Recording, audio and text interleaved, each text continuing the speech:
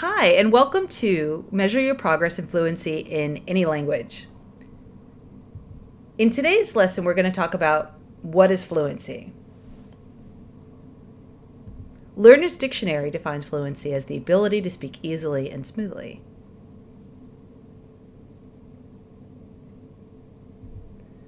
Collins Dictionary talks about fluency. To work as a translator, you need fluency in at least one foreign language. Let's look at the adjective form of the word. Someone who is fluent in a particular language can speak the language easily and correctly. You can also say that someone speaks fluent French, Chinese, or some other language.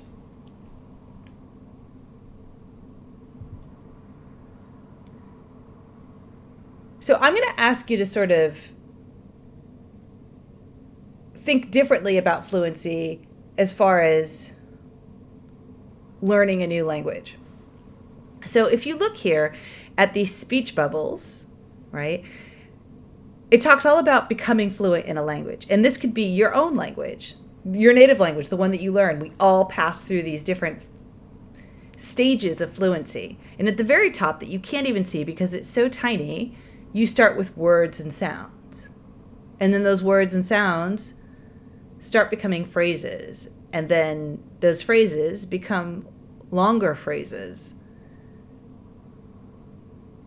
Longer phrases with more polish then become sentences. And then those sentences become longer, more expressive sentences. And then when you start talking 2 and 3 sentences in one go, they start looking like paragraphs. And then they become paragraphs. Maybe 3 to 5 sentences long. As you develop more language and more ideas that you can express in that language, they become longer paragraphs. And then when you become really expert and specialized on a topic that you know a lot about, you can speak in connected paragraphs. And then you get into extended speech. Think about sort of college professors, that type of TED Talks, that type of speech. We all pass through all of these stages in a language. And it doesn't matter, again, whether it's a native language or a second language, a third language, a fourth language. We all go through those phases of fluency. But I think it's really important to understand that fluency, they're different. It's just a continuum. You can still be a speaker of a language if you're speaking words, right, up at the very top of that bubble. Or if you're speaking in extended speech, right? Those are just different levels of ability.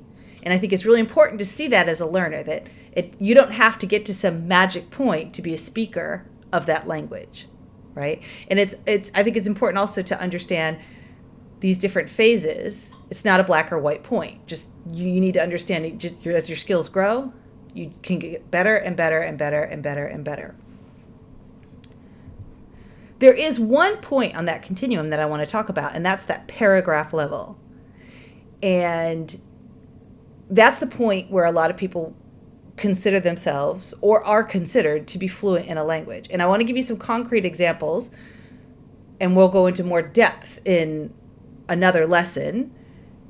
So if what I'm saying doesn't make a whole lot of sense to you, it certainly will in the next lesson. This paragraph level, this is the Common European Framework for Reference, B2 level. If you follow Benny Lewis, Fluent in 3 Months, that's this level.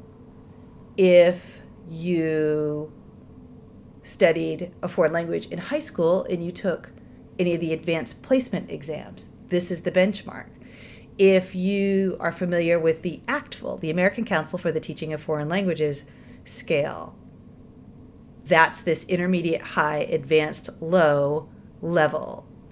If you understand beginning teacher testing for foreign languages that a lot of states give, this is this same level, the test that ETS often make, different states.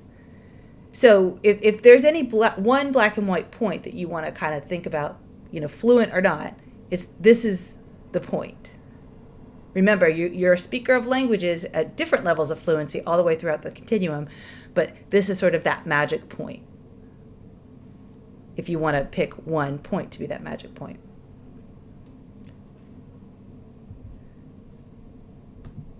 In our next lesson, we're going to talk all about tools and scales to measure fluency. So specific, concrete ways that you can figure out where you are on that continuum.